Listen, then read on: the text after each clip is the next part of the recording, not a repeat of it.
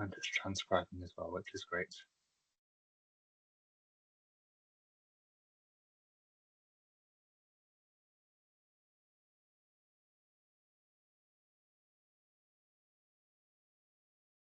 And I believe we've spoken before, but just in case you aren't already aware, I have Tourette's. So if you do see me ticking at any stage or making random things that don't appear to be in the script, there's normally a good reason for it.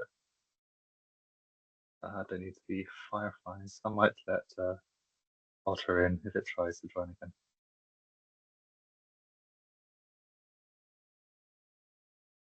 We should hopefully have a couple more joining in the next few minutes.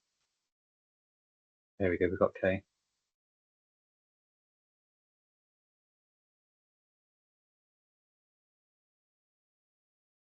Good afternoon, Kay. Thank you for joining us.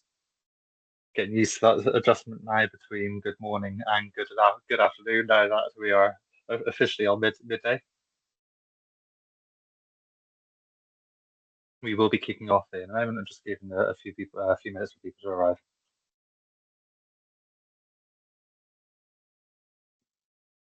How are you today, and where are you joining us from?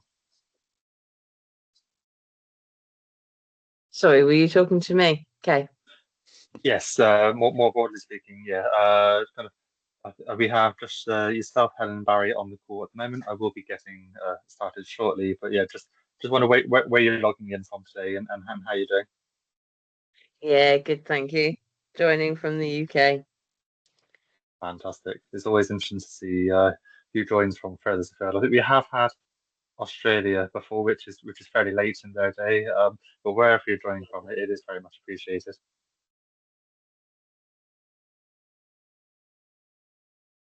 What I may do, Barrie, just for the interest of time on the webinar and respecting people's time who have joined, if you could keep an eye on the chat and let people in as they do join, we'll get started and I will send the recording out via YouTube for people to kind of catch up on.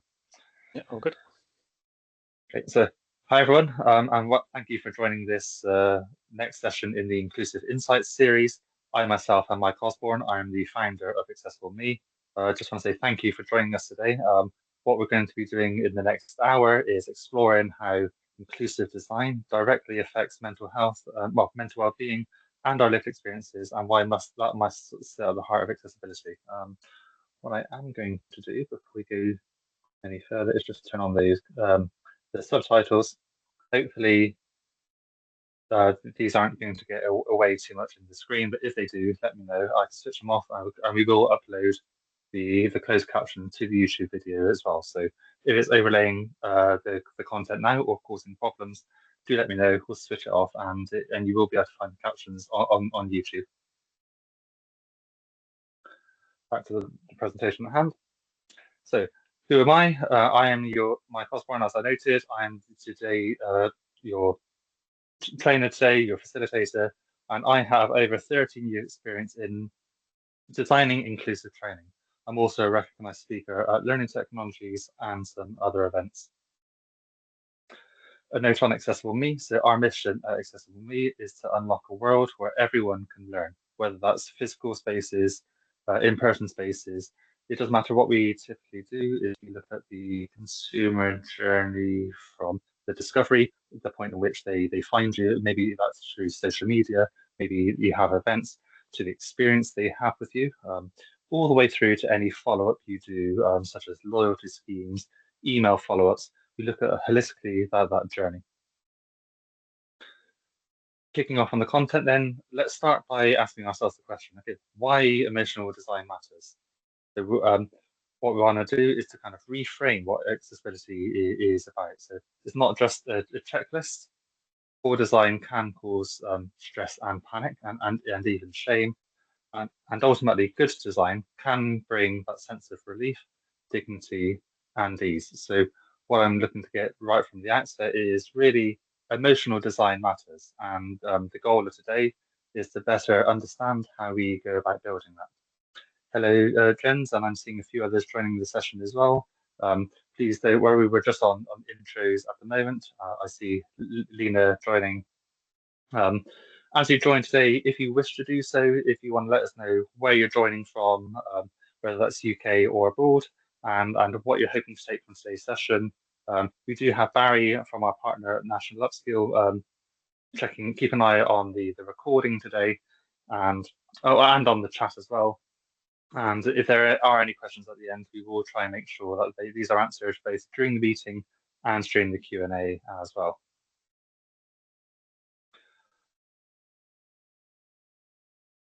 Let's look at mental health and the user experience disconnect. So all too often, digital accessibility is framed only as compliance. So you might already be familiar with the European Accessibility Act, which came into effect in June 28th this year. You might be aware of ADA Title II, so the Americans with Disability Act legislation, which is coming into effect around, I think it's around April 4th next year, so slightly behind where we are in Europe. What's the user experience really like? Well, many digital systems increase anxiety rather than using it.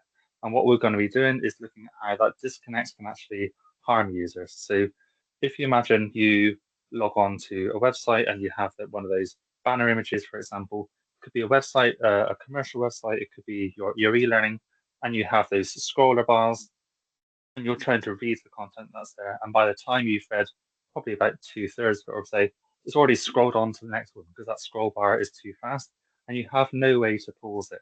Right from that like hero image or header image you have at the top of the page, you could be causing people stress and anxiety, even with that if that's not your intent.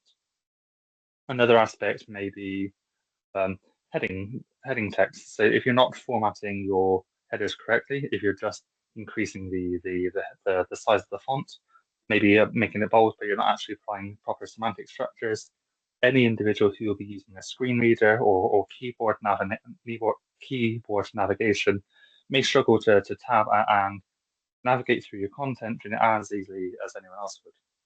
A third example, and I will move on shortly, is video. If you have auto playing video, then if people have left your page, maybe they've opened in a new tab and now they have audio playing in the background, you don't know where it's coming from. All of these things can amplify our sense of stress and overwhelm. Oh. Is that a question?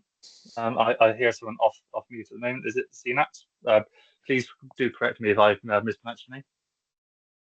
No, sorry that my mic was on. Sorry about. No worries. I'll mute for now. But if anyone does have a question at any stage, please feel free to kind of use the raise hand feature. And yeah, well, you can either make your comments in the chat if that's how you prefer to do so, or if you'd like to be heard during the session, your voice is as important as mine. So I myself am a neurodivergent founder. I have Tourette's, ADHD, autism, depression, and anxiety. What I would make clear though is that just my experience as an otherwise able-bodied white male whose parents grew up together until his early 20s could be very different from someone else who has autism. So it's different from someone else who has ADHD, and different from somebody who may be from other marginalized backgrounds or underrepresented, undersupported groups, such as different races, different religions, or even different financial backgrounds. All of these things make a difference. And when you are engaging with a website, whether you're engaging in e-learning, all of these things are going to make a difference to our experience, to our stress, and also our mental well-being. And I think I've clicked off the slide, so just going back once more. Let's look at cognitive loads then. So cognitive load is emotional load. They can be kind of used interchangeably in some aspects, but cognitive load isn't a minor issue. It can be triggered by things like, it can be a direct trigger for things like anxiety, frustration, or shutdown. Things like unclear buttons, unclear outcomes, or too many steps. All of these things can add up to emotional friction. So if you think about the links on your website, maybe click here or read more. If you are using a screen reader, as noted earlier, as navigational elements, those read more links don't really make much sense out of context. The more you can actually hyperlink links to go read our policy or book now, if you actually give the user, tell the individual on the website what the call to action is, let them know where it is going to take them, or what's expected. All of these things are going to make your content more accessible, more digestible. Many of you may be familiar with the Web Content Accessibility Guidelines. Another thing I would recommend you check out if you are not already familiar with it is the Cognitive Accessibility Guidelines, otherwise known as COGA. If you pop on to Google and download those, I think there's only 6 or 7 principles, but just by looking for those principles and making sure your design caters for what's being covered, if you ask yourself, almost use that as an assessment. If I had these conditions, would I be able to engage with the website, or would that cause me stress? Think about it almost at the interaction level. A great place to do it is actually at the design stage. So before you've paid any money to go into development, or especially before you've gone, yes, this is ready to release now. Every time you step through one of those processes, the cost of making these fixes, making these changes, almost goes up by 5 times the amount. So you can actually save yourself a lot of money if you are checking for accessibility at the start of the process, at those initial design stages where you think every interaction, am I helping the individual here, or am I causing potential stress?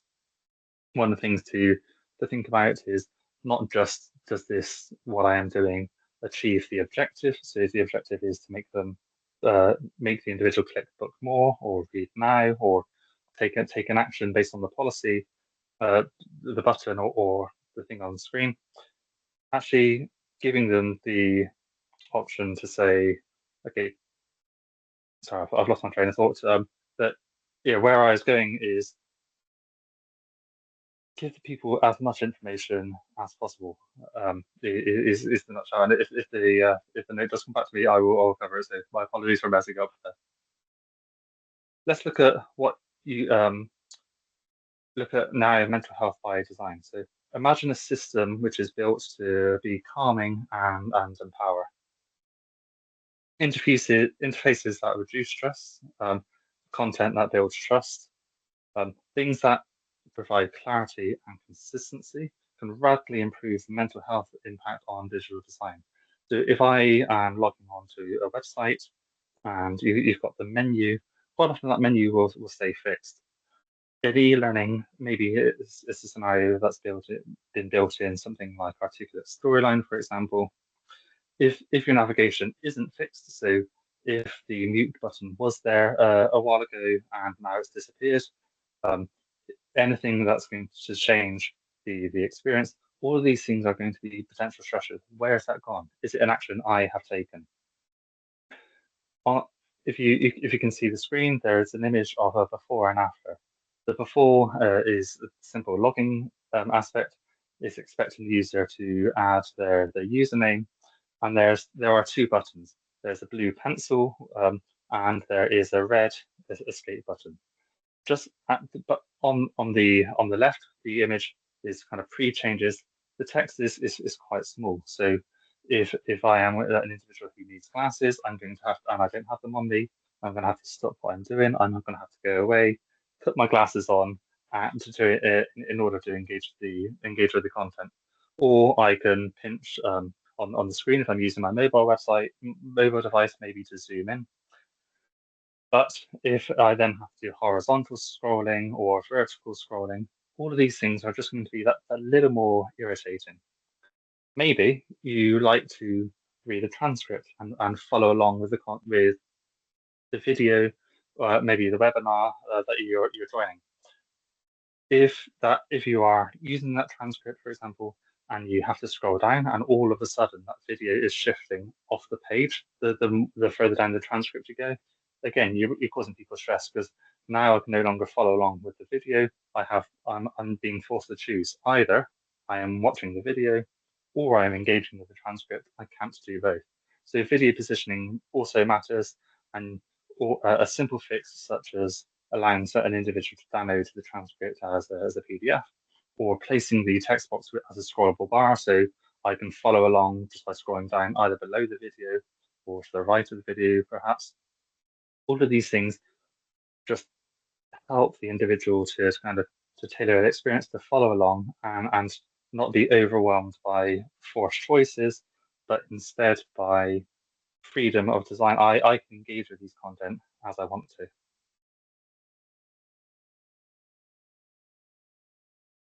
Have I gone too far? No. Okay. So let's look at when design hurts then, with some real examples. From health forms that can trigger panic attacks to e-learning portals that exclude neurodivergent students, these are all avoidable, and these are all avoidable harms that are caused by avoidable design. So, for example, if the job form says you need to do this, to do a task within a certain time frame, and the instructions are poor, and it says, "Oh, contact this individual, but only between the hours of 9 to 5 on a weekday," and I'm doing this over the weekend because I have found the application rather late in the day. Again, it's causing unnecessary stress for the individual. If I've been out of work for a while and I really, really wanted this job, having an inaccessible job form, application form, is only going to be quite a frustrating experience. Also thinking about a university portal that leaves students behind. The the education system is getting better from the school age to colleges to universities, but it's not perfect. One of the things that's a big frustration of mine is a lot of schools, you are the problem child until you have a diagnosis. Once the diagnosis is there, the support can be in place, and the systems are designed to help you. Where there is a disconnect then is that step where we are taking the child who has that support in so long as they're in education into a workplace where they might not have that same level of one-to-one support. So what can we do as employers, whether that's HR, to make the process as easy as possible to engage with throughout, from applying to the job to having your interview to having our onboarding and even promotions.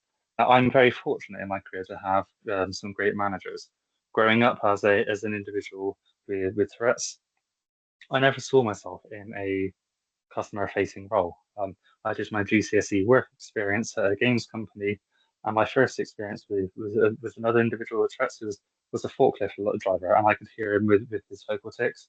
I kind of reinforced the stigma that I'm probably never going to be front of house. I'm never going to be engaging a customer. So if you fast forward to my first job post university, it was a very welcome surprise then to be taken along to a client meeting with the managing director, where I was empowered. A simple question to say, "Mike, with your Tourette's, how do you want to approach this? Do you want to tell them in advance so they are aware of it, or do you want to address this situation if it comes up?" I often liken having Tourette's to Marlin's experience for anyone who's seen Finding Nemo. That once people say he's a clownfish, they wait for him to say something funny. And quite often, when I tell people I have Tourette's, either they're waiting for me to say something funny, or if it doesn't happen, they're judging me like, does he? Is he making this up for attention? And I think one of the things that we need to do with neurodivergence, with disabilities, and everything else in general, is to actually think, why would somebody be making this up? If they have come to you to say that I need a little extra time with the assessment, and you can give that 20% extra time, unless the assessment is testing somebody's ability to do something quickly, then consider allowing that extra time and educate people what their options are. Here's a user testimony. So I couldn't find what I needed. I thought it was me. I shut down. This is real feedback from somebody. So when I work with a whole host of different auditors, when you engage with Accessible Me, yes, we do some automated testing using tools, but we also work with real people with real disabilities, blind auditors, people who are deaf, people who have other neurodivergences such as dyslexia, dyscalculia, and so on and so forth. This particular individual is someone who had both dyslexia and autism. When he was navigating the website, got really frustrated. The the client in question had actually given us some context as well. So in addition to sharing the URL of the content, they were kind enough to give us some instruction. Okay, this is what I designed it for. This is the target audience who is going through the program. So yes, it's well intended. Ironically, that briefing document didn't have the same level of accessibility thought as the content as well, even though they knew they were giving this to accessibility auditors, people with different disabilities. So this individual, when they were working through the program, had a frustrating experience simply because I think it was a label problem. You know, there's a task they had to perform, and one of the buttons was grayed out, and they could not find what they needed to do in order to make that button kind of active so they could progress to the next section. This is something that's more than an inconvenience. It can cause psychological harm because they're not blaming the system. They've heard about the completion rates of the modules. They know other people can complete it. So all of a sudden we look internally. This is something that's commonly done, especially for those of us who are neurodivergent, such as myself. So what could have changed? Now, here's a kind of what better could look like. Things like clean layouts, guided flows, and default clarity. So design that doesn't punish confusion. And forgive me if you can't see the screenshot very well. I appreciate, especially if you're on your mobile devices, I do appreciate that the text on screen is a little difficult there. But essentially, what we are showing is the more you can expose variables to allow individuals to decide and tailor their experience. So the ability to increase the font set, the font size if you need to change the color between the background and the foreground, the ability to turn on captions once and not have to do it on every single video that we are watching. All of these things are going to make a difference. So design that doesn't punish confusion and just being clear that we are always there to make it easier. That can start right before the individuals had any engagement with you. So rather than having that form which says, do you have any accessibility needs, and expecting the user to be forthcoming with them, you may find if it's a job application form, for example, that the individual may prefer not to disclose their disabilities through fear of discrimination. And in previous companies I've worked for, there are people in HR who have come to me when I've delivered sessions on accessibility and said, Mike, please don't share this with anyone, but I myself have dyslexia. You're one of the few people I've told in the business. And but I wanted to say I really appreciate you raising the awareness on this. And when I asked them why they hadn't disclosed it, it's because as a policymaker, there is an expectation that you'd be able to kind of read the content. And there's no reason why this individual couldn't. There are a number of tools these days which allow you to text to voice, voice to text if you wanted to navigate to the content.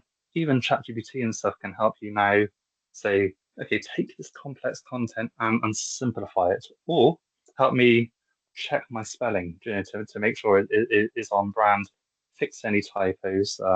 It's something that I've certainly benefited from myself. Essentially, what I'm trying to say is we can always choose to make things easier.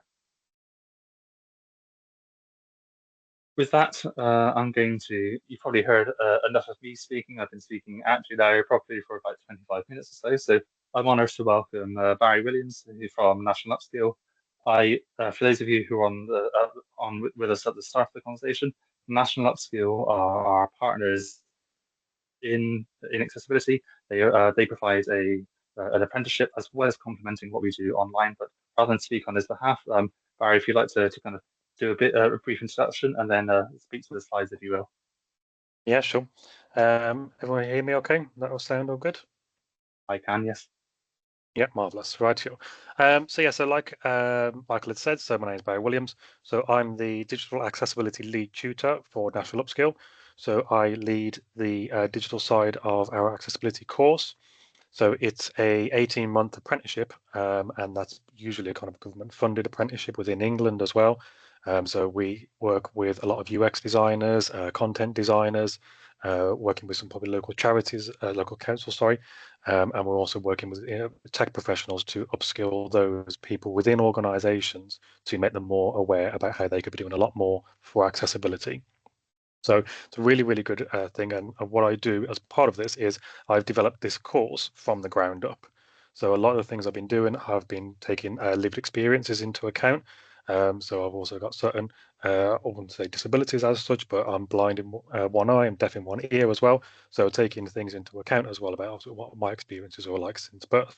And that's partly what took me to Michael and Accessible Me, is I always felt as though that our sort of synergy together worked really, really well to design a program which would teach people, or rather teach non-disabled people, what it's like to experience the digital platforms through a disabled person's eyes or through their experiences. We have to make sure, obviously, that all this was being done, obviously making sure that it was going to be something that was going to be working for people. It's also an IAAP professionally recognized course as well. So it's making sure that it was going to be pivotal to making sure that we were going to be helping others to design more inclusive areas for digital platforms as well. Michael, you all right with the captions? I think the captions are going to come up when I speak, but because we're not in the same room, I'm not sure how to Okay. bring them up in the software. So my apologies, Kay, but I will upload this to YouTube with the audio and a transcript as well. So my apologies. I'm not sure I can bring it up for Barrie, but I will look into how I can sort that for future. Yeah, so I'm only speaking for a couple of slides, so I'm not speaking for the entirety. Okay, so yeah, so what we try to do then, so we experience is what we remember. So lots of the experiences which we've taken into account when we've been designing this course is actually what are the different sort of disability categories or disability characteristics that will cause frustration for individuals when they are looking at individual digital platforms. So what we might find, and actually what most people might be very, very surprised at, is that not only does one person in particular have one particular disability, but they also might have secondary conditions as well. So whilst they might have perhaps a visual impairment, for example, what would happen is that if they have a problem getting onto a website, for example, that they can't see, then that might trigger a secondary condition. So they might also have depression, for example, they might have other mental health conditions. So therefore, what has been a trigger from one area has now caused an issue in another area as well. As part of that, so what we're doing is we are designing something which is going to be an inconvenience, but it's also that alienation, it's that exclusion of that particular individual. So what I try and tell people within the tech professionals when I'm talking to web designers or web developers, for example, what I try and say to them is that, are you creating a functional disability? It's a term that not many people really use, but it's a term that I've seen used before, and I think it's actually a really, really good term, because you've got to then realize that that person is creating a disability. So everything that we make digitally is created by the human hand. It's obviously maybe AI input as well. But are you making something that is a functional disability for that particular person? We can always design better systems, but we can also design worse systems as well. We therefore have to make sure that particular professional realizes that they are creating something which is a functional disability. They can make it able instead. So therefore we have to try and retrain people's thinking. So Michael, can you do the next slide for me? Thank you. So what are some of these triggers then?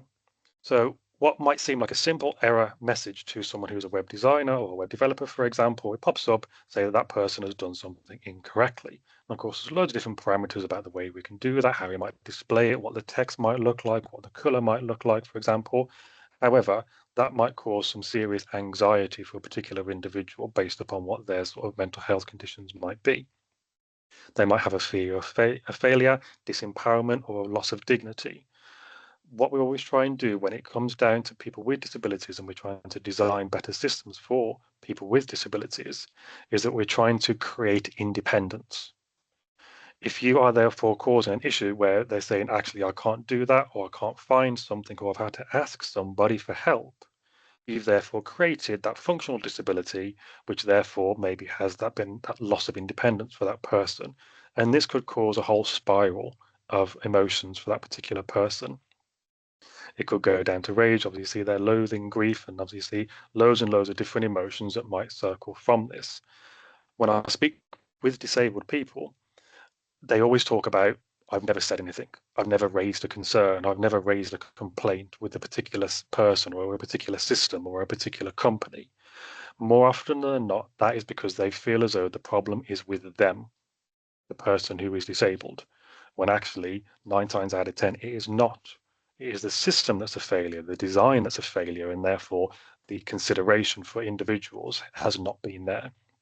The biggest frustration I have is when I'm trying to promote my course, I'm trying to talk to people and say, this is a good thing for you to have. Digital accessibility is something you should be concerned about. First question is, what's accessibility? And question number 2 is, why should I bother? And again, these are some of the big areas that we are always having those battles of trying to get people to realize there is a big trigger that causes these things to get worse and worse for individuals. So therefore, how can we take things more seriously? And the fact that most people of you are on this call, you are the 5%, the way I look at it. You are making a big difference already just by being here on this call. The 95% of other businesses and companies probably don't factor it very high in their consideration. They don't factor it very high on their need to do things on their priority list. So from myself and Michael, I'm pretty sure we say thank you very much for doing this in the first instance. Okay, next slide, please, Michael. Helen, was that a question, or was it just looking to the heart emoji? Okay, Mr. Click, that's absolutely fine. I just wanted to check. If anyone does have questions along the way, please do use that raise hand feature, and we can take them. But Helen, the heart is very welcome, so thank you. So what we need to realize then is that about respect, not pity. Is we're talking about this whole idea about just saying, well, actually don't pity the individual. So one of the big things was during the Paralympics in the 2012, you might remember, so the big London Paralympics and the Olympics, was the Channel 4 were advertising the superhumans. Now, at the time, that seemed like quite a good thing to say. You say, well, yeah, actually, you know, they've probably battled adversity and they've gotten to where they are because of perseverance and tenacity and all the rest of it, and they've overcome things. But actually, they were saying, well, actually, no, we are human. We are still human. So there are still a lot of debates about that particular term today. Should we therefore be saying, actually, should we put them on a pedestal and say they are doing really good stuff despite all the disabilities that are being put in their paths, which, as we know, there are an awful lot of them? Or should we actually just recognize them for being a human and actually try and help them out, just like we might be helping out your other fellow human? So we've got to recognize what the need is nonetheless. We need to know what actually is their need. What do they need to help them to function better? What do we need to help them to get their independence back? And that's that respect autonomy and enabling that independence. So therefore, we've got to realize actually the goal isn't to remove every obstacle. It's to therefore stop building obstacles in the first place. And this is where it comes from the ground up. So again, the course which I've developed is the idea, actually, we're trying to get this accessibility built in. It's baked in from the ground up, rather than just shoehorning something on there. The analogy I always use was when GDPR, the security law, came into practice, you couldn't move for the amount of things that are being said about GDPR. We must do this, we must do that, we can't release this because of GDPR, we've got to make sure this is being done. So you speak to a web developer or a web designer today, and we say to them, will you release this without doing any security checks on it at all? They'll say, no, definitely not, of course not. Why would we ever do that? Ask them the same question about accessibility. Will you release that website without doing any accessibility checks? Like, yeah, sure, why not? That's not the way it should be. It should be the other way around. We need to kind of start thinking about this the way that we thought about GDPR. There is a lot of big legislation that's just come out in the EU, the European Accessibility Act, which was passed last month.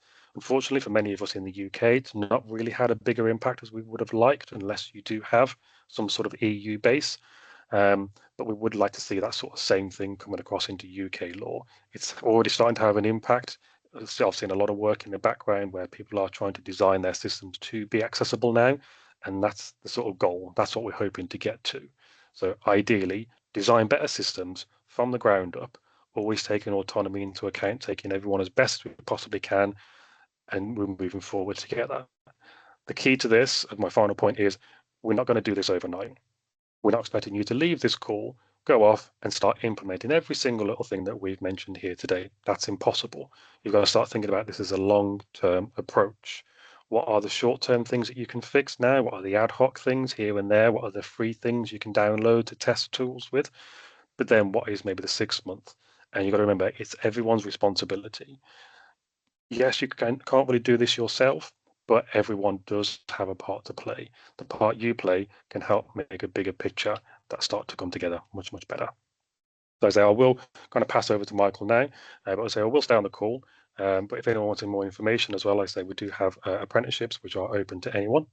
We're in England, but we also have lots of other opportunities as well, where if you are interested, then by all means, drop a message to us and then we can give you some more information on that. So, Michael, I hope I have covered everything. I'm not banged on for too long. No, really, really helpful. Thank you so much, Barrie. And just to pick up on a few points that you mentioned. So during my school and the work experience, I had feedback from my peers, even teachers or mentors, to say, isn't it really interesting the way you look at things? You know, it must be really interesting to kind of to think like you do. And they're saying it with almost some admiration in place. I've come up with this. I've approached this from a different perspective than a lot of people would, because my brain works in a very logical way. If I'm shown an example, I can normally replicate that example. If you ask me to go, well, why is that, or what is the emotional impact? I am definitely not your go-to individual. And whilst this individual who was complimenting me as far as they were concerned to say, you know, about how I think, and how much of a fan of my approach were, they might as well have put me in this little box to say, okay, this is how everyone else speaks or thinks, and here's Michael doing this individual. And it wasn't until I had conversations with growing up and speaking to other individuals with disabilities, of which I get to do quite often now as my work with Accessible Me. So whether I'm speaking to Barrie and the National Upskill team, whether I'm speaking to Izzy and the We Change AI team, for example, by speaking to individuals like myself, I definitely feel that sense of inclusion. If anyone is interested in reading up more on the empathy map, the image that's been shown on screen, empathy mapping really gets the individual think about, okay, what does the individual think and feel? So what really counts to them, and what are their worries and aspirations? What do they see? So environment, friends, and what the market offers. What do they say and do? So their behavior towards others and their attitude in public appearance. And what do they hear? So what are influence they're saying? What does their boss say? What do their friends say? By thinking, when you're designing, I'm not saying don't ask the question of people with disabilities, but just have in the back of your mind, okay, if I do have a disability, what are the pains points? What are the fears, the frustrations, and the obstacles? And also, what can I gain from this? So what does the individual who's trying to buy from me, maybe, for example, or to engage with our learning, what are their wants? What are their needs? What are their measures of success? And almost to the point that Barrie made, what are the obstacles? Barrie, where I often highlight a difference between disabilities and kind of medical conditions by saying most people have a medical condition. So, for example, I have Tourette's, a recognized condition, where if somebody has cerebral palsy, for example, and they are in a wheelchair, where the disability comes in isn't the fact that they are in a wheelchair. No, the wheelchair is the opposite. The wheelchair is the assistive technology, the device that's enabling the individual to go about their day-to-day experience, just like anyone else would. Where the disability comes in is where the condition, such as meets the barrier. So it could be the steps without a ramp alternative. And there's a really thought-provoking cartoon I have seen online where there's snow on a day, and the school is opening up. The janitor is there clearing the snow off the steps when somebody in a wheelchair comes up to him and says, "Excuse me, could you clear the ramp, please?" And the janitor replies, well, I'm doing the steps at the moment. And when challenged, when saying, okay, can I ask you why? Is it, well, if I can clear the steps, then 95% of the school can get in. To which the individual replies, yes, but if you clear the ramp, we can all get in. And that's one of the things I like to, a metaphor I like to kind of to touch upon is when we design accessible solutions and we educate people on what we have done to make our content more inclusive, then actually we can go a long way to making the experience more inclusive and designing for everyone. Now, if you want to read up on empathy mapping, go and check out the Interaction Design Foundation. I've been a subscriber of theirs for many years now, and the content you will find there is fantastic. Moving on, however, we did promise you there would be an element of an accessibility or emotional accessibility checklist. So what questions when I can ask? So let's get practical here. There's a simple checklist which you can start applying right now. We will send a follow-up email to this, so don't feel like you have to fiercely scribe notes, but just ask yourself a couple of questions.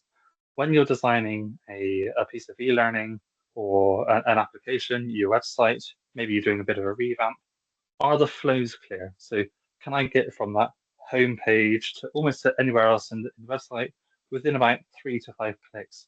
Or are things nested within accordion mechanisms or drop downs or maybe other complex interactions? Is your interaction optional? So quite often in e-learning there, where we want to check somebody has understood something, we may be tempted to work in an interaction, maybe an assessment run. And even if it's generally an effort has been made to become an accessible assessment, so a multiple choice question where you can keyboard navigate down the options, select the options and submit. If the feedback you're getting is incorrect, and you're not telling people why, you're causing that frustration. And especially if you have quite a few options, and a high percentage rate, you're putting that barrier in place that they must have answered this correctly for you in order for them to move on. You're causing that frustration, and much like Barrie noted earlier, we as designers are putting those barriers into place. Finally, does the user feel guided rather than judged? So again, if you said just a simple phraseology, it can make a big difference here. So saying not quite or great effort, have you considered, rather than no, that's wrong. Language makes a big difference. And one of the reasons I highlight this is because technically speaking, we can hit all of the WCAG, the Web Content Accessibility Guidelines criteria, of which I think there are about 86 or so if you try and do all of them. If rather than going down that route, even if you were successful in hitting all of those criteria and making your content technically accessible on paper, you could still be excluding people. You could still be using ableist language or gendered language. All of these things that could be just putting barriers in place or making people feel that they're not welcome in other ways. It may be the images you use. So, for example, if I log onto a website and I see a largely white male team, but I am an individual with vitiligo, or I'm female, or I have a limb difference. All of these things are going to make a difference to, okay, if you put this into an About Us page, would I join that as an employee? Would that inspire me if nobody looks like me? If it's a product, would I buy from them? Does this product look like it's designed for an individual such as myself? And you can almost take any disability. So whether someone has low vision or limited hearing, to neurodivergent individuals, just by making people feel that they belong here, moving away from diversity and inclusion towards diversity, equity, inclusion, and belonging. So not just getting people the foot in the door, but to make sure your onboarding is inclusive and you've gone beyond just making the D&I training accessible, but you've actually made the managerial training accessible as well. These things are going to make all of us feel we actually belong here. Our voices matter, rather than joining a meeting where your manager or HR goes, I read that you've got this condition. Could you tell us what accommodations or what adjustments you need? Well, actually, could you have researched that? We live in an age now where we have tools like ChatGPT. You can look online, and if you can go, I'm about to head into a meeting with somebody with this condition. Could you give me a few tips? You might not get it right, but coming back to that, to a notion almost alluded to by Barrie earlier, is progress over perfection. Now, I first learned that progress over perfection term at the Learning Technologies earlier this year. I had the great privilege of chairing Susie Miller's session. Susie Miller is an individual who quite literally wrote the book on accessibility in learning and development. I'm a big fan myself. But there's also, you can, whether you have that kind of company-wide sponsorship or not, you can be a quiet enabler. So even if you haven't got the sponsorship from everyone else, and you are under that pressure, if you could just, before you submit your PDF or your Word document, you can just use that accessibility checker, or if you could run the color contrast checker, or you can make sure you've got alternative text on your images. It might seem small, but those small and subtle changes don't have to cost the earth, and they can make a big difference to a whole host of different individuals. Another thing you can do is audit yourself. So you don't necessarily need to do a full audit report to start making a change. Just ask yourself these questions. Would I feel safe navigating this content? Does it respect people under stress? So am I putting time pressure on people unnecessarily? Well, what emotions are being triggered here? Ultimately, it just comes down to, would the system feel safe in a moment of distress? Hopefully, the answer is yes, but if not, what could I change? Next, I'd like to kind of just highlight one small shift. So as a call to action today, a lot of you have given up your time up for almost like 3/4 of an hour now. Just start with one change. So one form, be that the contact us form on your website or your next job application. One PDF that's going out to, one downloadable resource that you have made sure the reading order makes sense, that the images have alternative text, or just one screen in a PowerPoint. However small the change, it could make a big difference to a whole host of different individuals. Make a positive change. Try and make it calmer. Try and make it simpler. You don't necessarily have to change the interaction, but just by giving clear instructions. So, oh, this is a multiple choice where I can select multiple answers. So let people know, please select multiple answers, or select all that feel relevant to you, or select no more than 4 answers. Rather than people trying to select 5 answers and then go, oops, you selected too many. Just make the instructions as clear as possible to make it simpler, make it calmer, make it more human, and that's where impact really does begin. So let's kind of recap on what we've covered today. So today we've gone beyond the legal. We have looked at kind of emotional impact. We've touched upon some real user stories from both myself, from people we've worked with, and Barrie has volunteered some as well. And we've also looked at what inclusive user experience truly demands. So all this really comes down to is designing for dignity. If at any point you've missed one of our sessions, I think this is session 6 now. If you've missed any part of this and would like to catch up, then you can head to our YouTube channel. This recording will be uploaded later on, and will be stuck in the playlist with the other ones. But the next in our Inclusive Insights series is coming up on Friday, the 1st of August. And that one is The Internet Was Meant for Everyone. So accessibility and the World Wide Web will be live soon. That one is all around, we are coming up to the anniversary of the World Wide Web. When that all came out, it was largely designed to connect people. And ironically, we live in an age now where social media is prevalent. We all feel like we have to put our best versions of ourselves online. But actually, how many of us are being checked in with as much as we used to? Are our family still picking up the phone and checking in, or they're not asking about how the kids are because they've seen the updates on Facebook to see, oh, you've been out.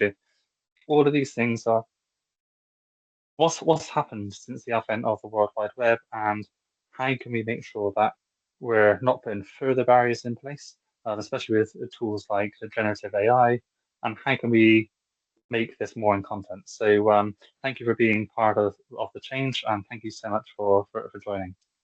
One final thing to say is if you have enjoyed the session and wish to engage with us further, Barrie shared some details previously on the the apprenticeship scheme, essentially, we are here to support your journey to accessibility conference. So you can start free with us. If you're interested, then you can do an instant scan or a self-assessment.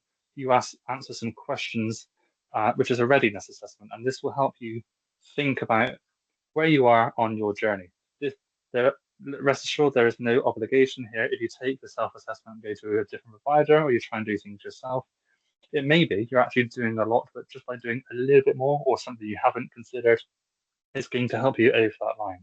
To start with the free self-assessment, if you do want to continue with Accessible Me and or National Upskill, then we offer a audit process and training. This does have a one-off fee. If you're not from the UK, we can support the conversion rate after. And if you do want to continue past that 6-week onboarding, have it with us having demonstrated value to you and your team, then you can engage with us as part of the annual program, where we will continue to do monthly audits. You'll have unlimited access to our training experience, and you'll get dedicated support, so a dedicated customer success manager as well. All of this through engaging with us helps you earn our newly launched Accessible Me badge of approval. So if you audit your content and then we provide any remediation for any fixes, or if you audit the content and decide that you want to make the changes yourself and we re-audit, so long as we're the last company to have looked at your content, we're very happy to give you that badge of approval, which can help you understand that you are more compliant. You can help with regulators to show what we've done, and you can educate people on okay, when they take this module, thought has been made to making this module more accessible. With that, everyone, I just want to say thank you so much for your attention. We do have around 9 minutes or so before we reach 1 p.m. in the UK. Our website is accessibleme.solutions, and you can reach me on email, on LinkedIn, and various other social platforms. But with that, we do have time for Q&A if anyone does have any questions. So I'm going to stop sharing at this stage and go full screen. So feel free to, I'm going to load the chat now as well. Barrie, have you noticed any questions in the chat as we go along? You're on mute at the moment, sorry. No, nothing's been coming through really, no. Just mostly the issues with captions when I was chatting. No problems. Well, if anybody does have any questions on anything that we've covered today, if you would like to either use the chat or to use the raise hand feature and ask questions, we are available until 1 p.m. or potentially just after if you haven't been heard yet. So do make yourselves available and heard if you have a question. If not, I just want to, on behalf of myself, Barrie, Accessible Me, and National Upskill, to say thank you so much for joining. So Jens, I see, I believe that's have to go. Justin, I'm seeing the applause hand, so thank you. And if you don't feel safe or confident in asking in a public setting, then do feel free to reach out to us with your questions as well. We are here to help, and one of the things I always say is I don't mind who raises the barrier for accessibility. I just care that the barrier is raised. We can raise the bar together, and everyone can make a big difference, however big or however small. Thank you, everyone. Shamani, I've seen the audio come up a couple of times. So you left now, that's okay. Helen, do you have any questions before you go, or and there is absolutely no pressure, if you don't.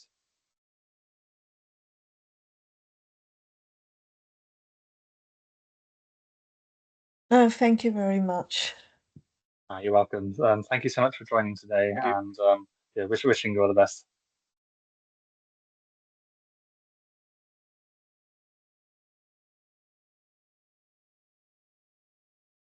I think that leaves just a couple more. So Barrie, you've got yourself, and Helen's still with us. Justin did appear and then he disappeared again, which is fine. That happens.